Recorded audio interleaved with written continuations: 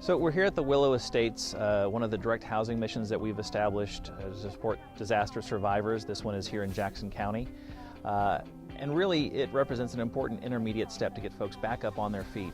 Many of these folks lost everything, and in many cases these are the folks that could least afford to lose what they lost. This is of course not permanent housing, it's not a permanent solution, but I'm hopeful that it's going to buy a little bit of time for these folks to figure out what their next steps are and to understand that the state and our FEMA partners are going to be with them through that journey as they rebuild their lives that were in so many ways just devastated during these fires that we experienced last Labor Day. All disaster recovery takes a long time. I don't think anyone's ever thought that they've recovered quicker than they expected.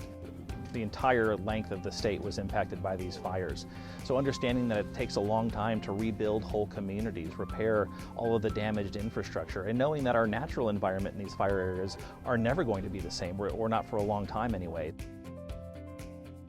Really, it's a whole community effort in every sense of the word. It's working with our local and county partners, certainly our federal partners, the private sector, which we leverage to make these homes livable and habitable, to take the land, clear the land, run utilities, and make it like a small community for the disaster survivors. And of course, we rely on the disaster survivors to help us rebuild the way they want their communities rebuilt. We find strength when we come together as a community and we work to solve these challenging problems as a community. So that's where we are.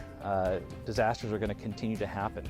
I'm hopeful that we can take some of the resources that we've gotten through this disaster and other disasters to reduce our future impacts and literally and figuratively change the landscape of how Oregon looks, so that when we have another fire or another flood or another winter storm, we're not as vulnerable or susceptible to those impacts of those disasters.